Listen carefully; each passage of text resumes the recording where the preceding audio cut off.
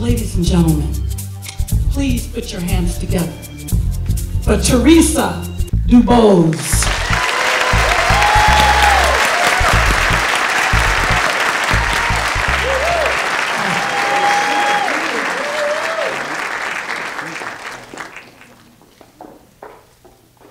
It was Sunday night, October 2011. I was in the shower. I was fondling my breast. Get your nasty minds out the gutter, no I wasn't.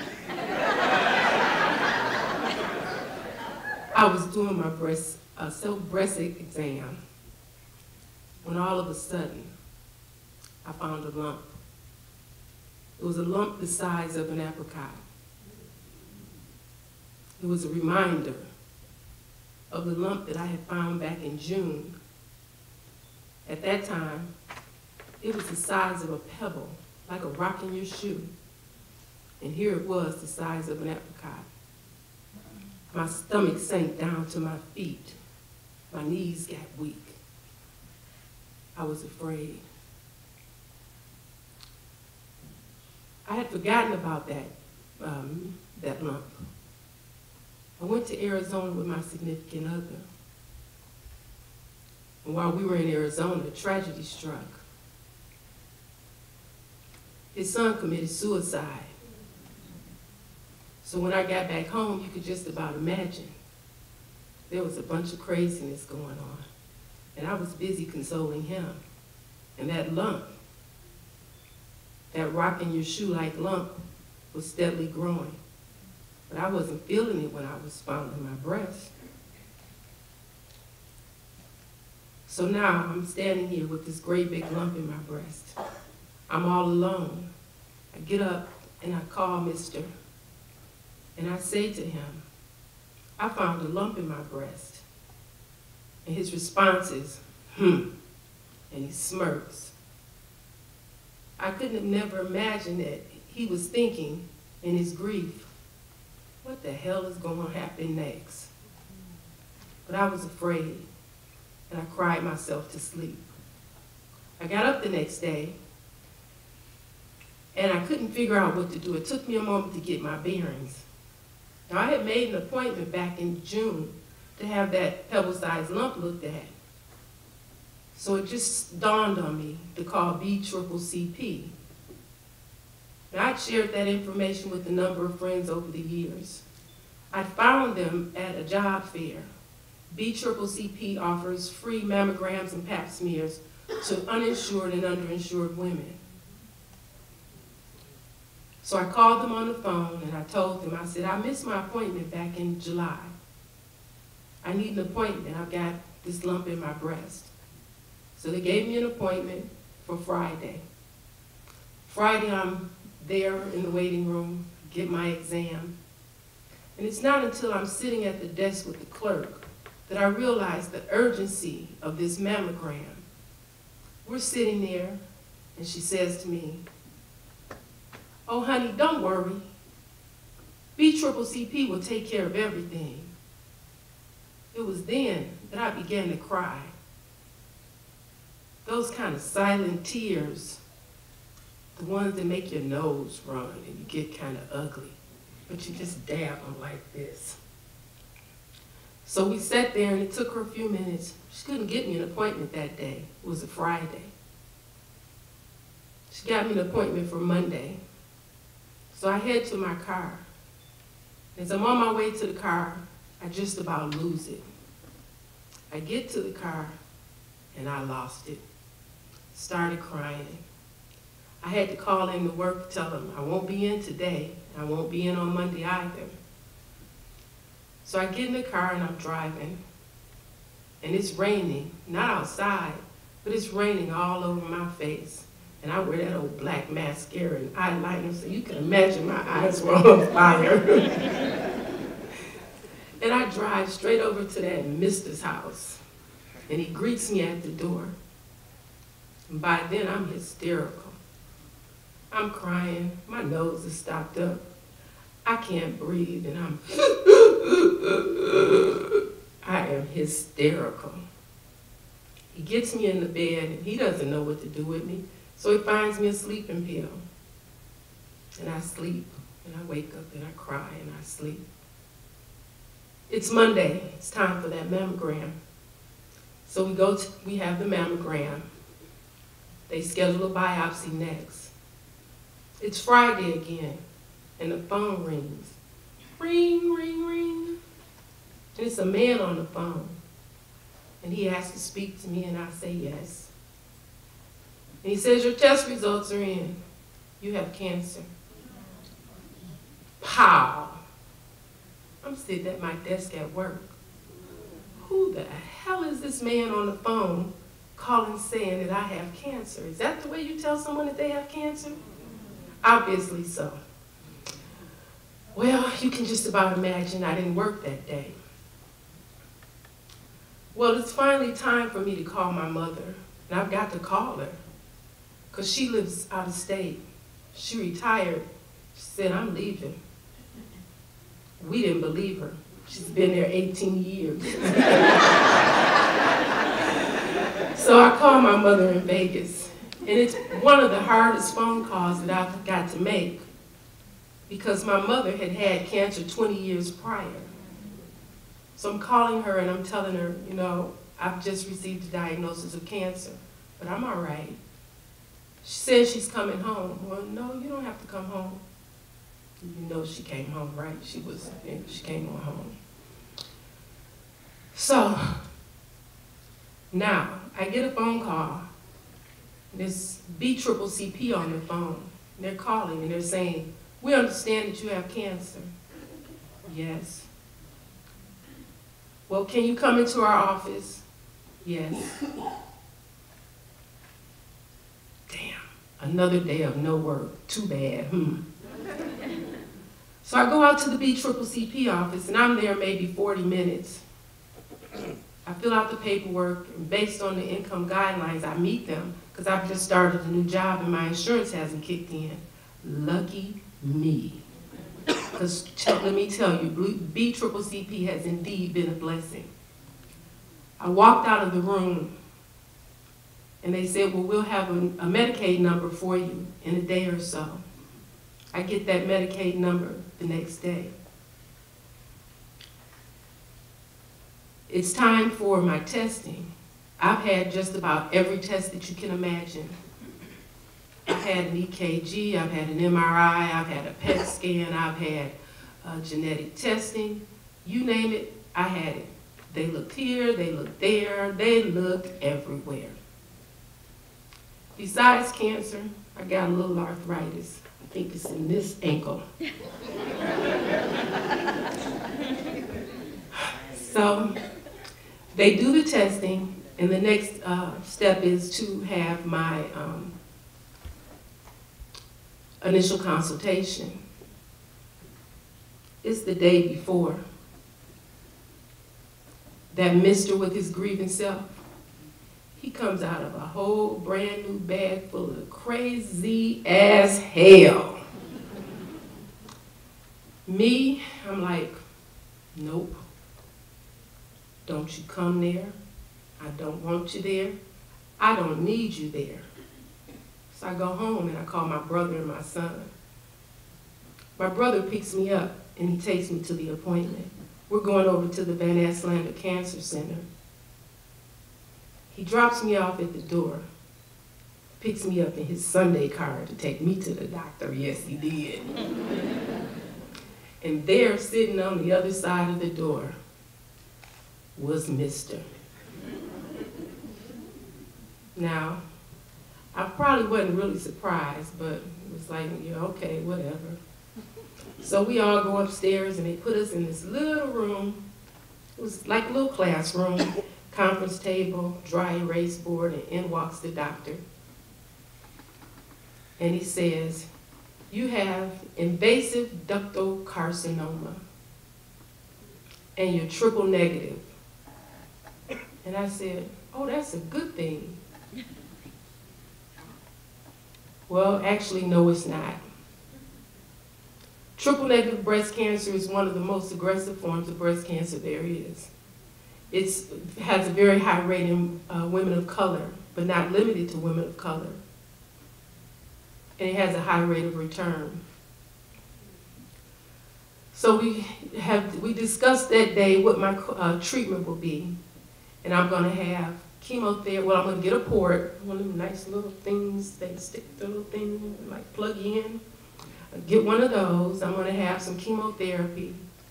I'm gonna have lumpectomy, and I'm gonna have radiation. As we leave that day, I tell Mr., I want nothing more from you than to be my tree during my storm. And I want to be one well-dressed cancer patient. Well, now it's time for, well, my mother's home. Now, didn't bring her, mom's home. And it's time to go to those appointments. And she goes to several of the initial appointments with us.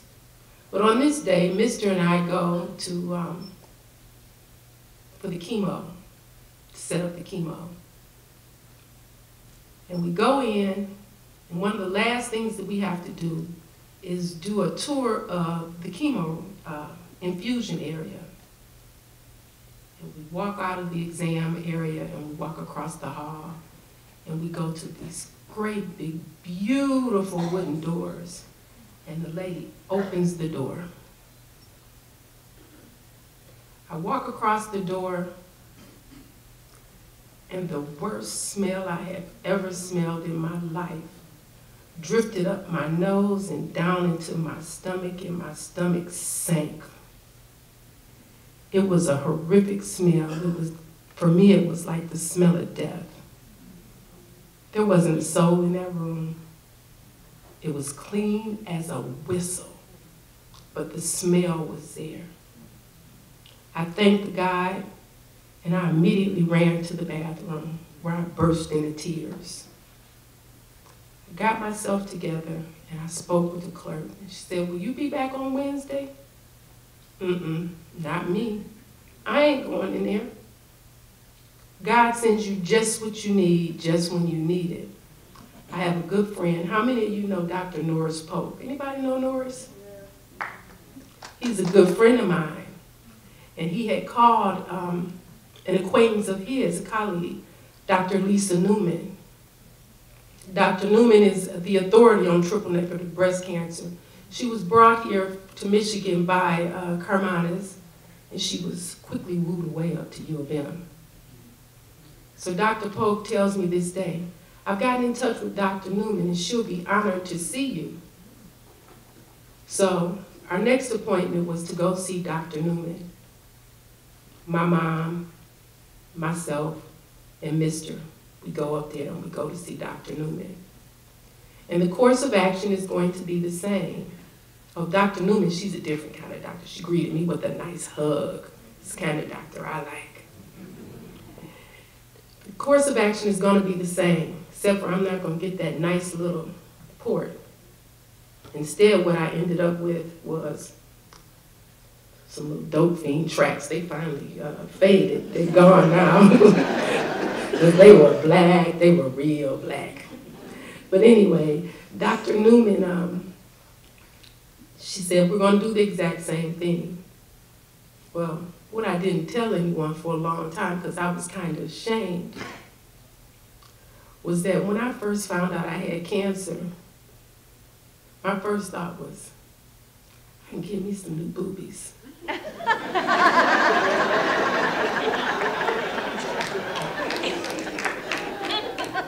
I can see my cat again.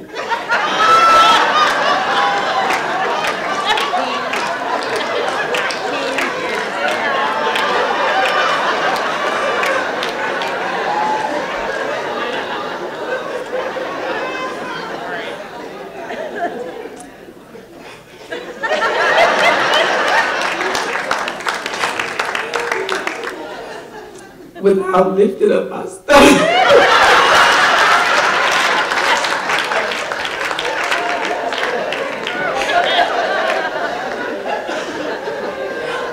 I'm sorry.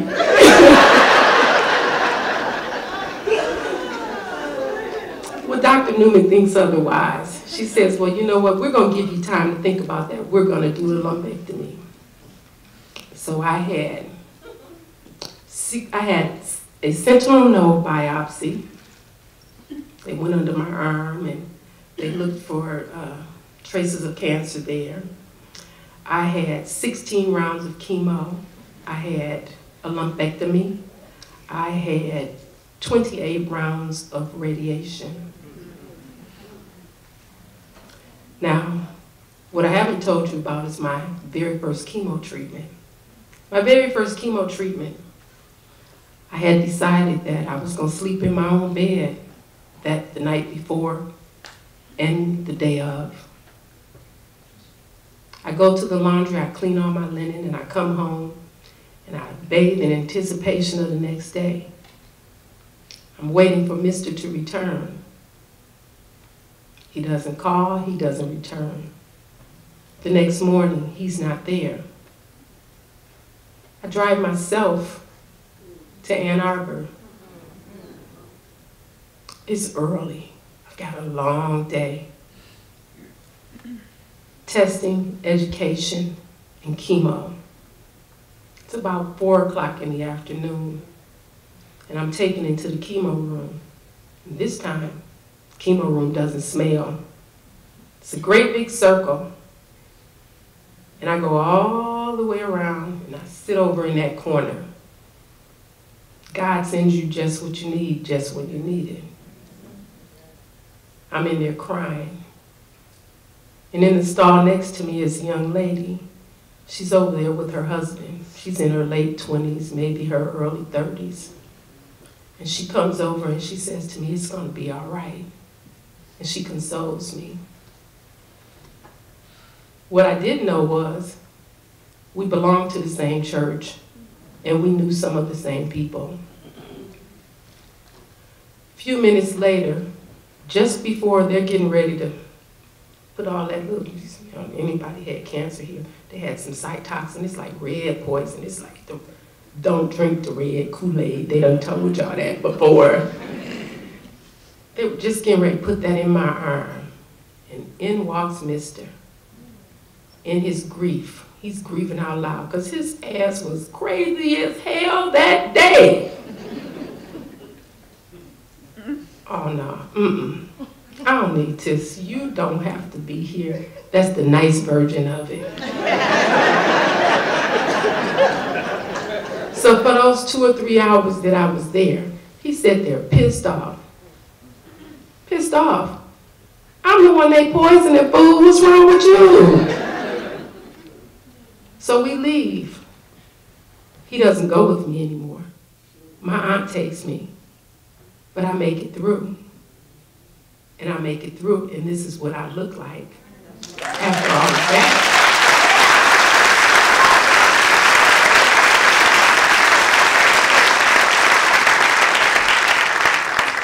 You know, while I was in the midst of my treatment, I would go to church every Tuesday, and every Sunday I was faithful.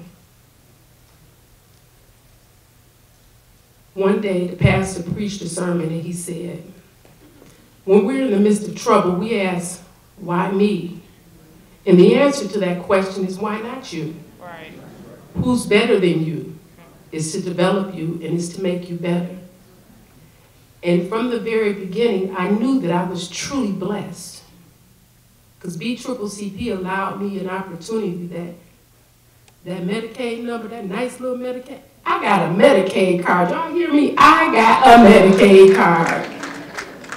I couldn't pay for what I received, how blessed I've been. Because there's somebody in who's got some copays up the ass who pissed as hell right about now. But I got a Medicaid card. I have to remember that there is a woman who is dead in her grave who would gladly trade places with me. So how could I not walk through cancer being grateful? I had every reason to be grateful. You know, I sat many a day. I would sit at home and I would be in my bed. The bedroom was real nice and dark. And I'd be eating anything I wanted to eat. I had cancer. Hell, I could do what I want. I had me some triple lemon ginger ice cream in this great big old mug. I was just eating anything. I didn't lose any weight. I was bald-headed, but I was fine bald-headed. I was loving it, okay? Ain't nothing, if you ain't been bald-headed, ain't nothing like being bald-headed. I like this right here, but bald-headed is where it's at, okay? I was not the face of cancer. My mother said, Teresa, you got to come out of that room. You can't just sit there. I missed a whole lot of work. I didn't go. And I was so glad when they laid me off before it was all over with. I didn't know what to do. All this happened in the dead of winter, so being able to be at home was all right with me. My mother said, you got to come out of that room. I said, Mama, no, I don't. I said, every now and then you have to get off the world and you have to be quiet and you have to be still. It's in the silence that we learn what we need to know. That's when we hear the things that we're supposed to hear. It allows us to have clarity. I've come through this refreshed in spirit, restored, renewed in mind, and restored in body. Thank you.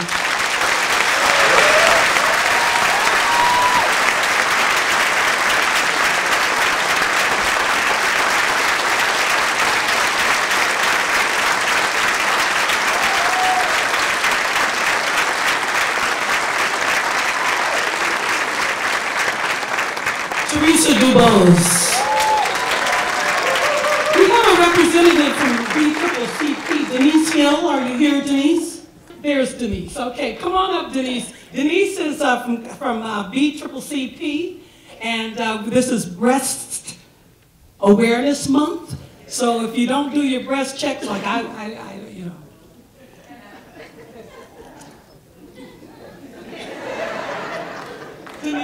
Denise Hill.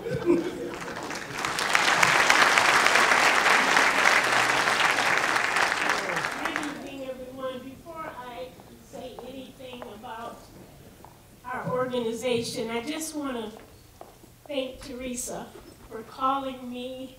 I think she called me on Monday. We've never met. And I think she called me on Monday or Tuesday. And she said, I'm going to be telling my story about BCCC. And I said, oh, wonderful. I appreciate that. We want that information out in the community. She said, but I want you to be there. I want you guys to have a table. She said, can some of your staff come and have a table there? Because they were going to have vendors. Part of my job is always to find places for us to go to promote the program. I didn't have anybody available because we're so busy this month. And because it was a patient, we love our patients. They're very important to us. I said, I'll do it. I'll do it. I manage the program. I coordinate the program. So I'm doing things, the administrative things most of the time. But in her case, because she was so eager to share this story, I wanted to be there for her. I am so blessed to have heard her story because I don't always hear that end of it. I'm on the other side, in-house. I'm not always out in the community. So hearing her story, I'm inspired. I know what I do is what I should be doing.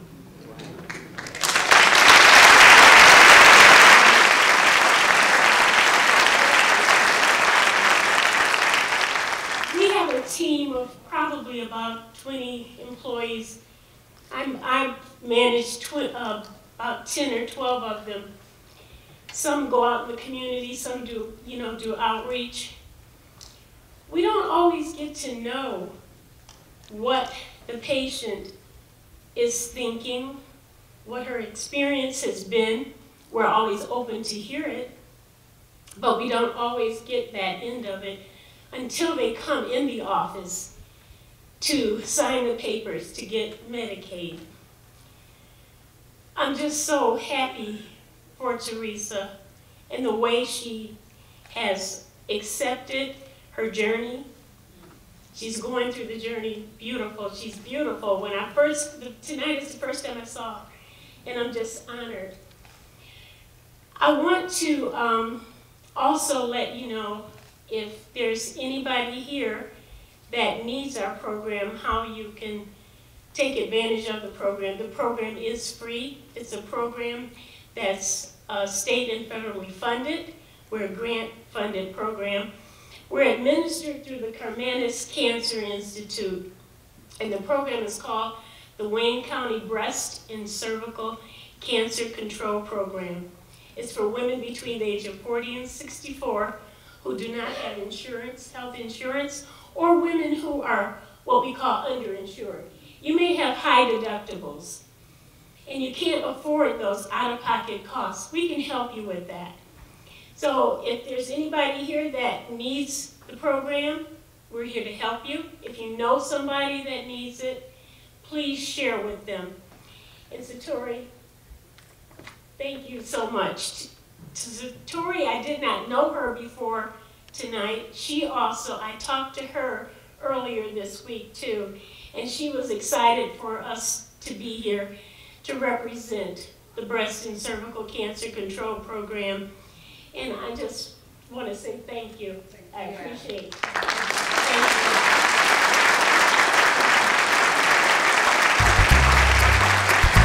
you. Denise Hill from BCCP. On any mission, you can go back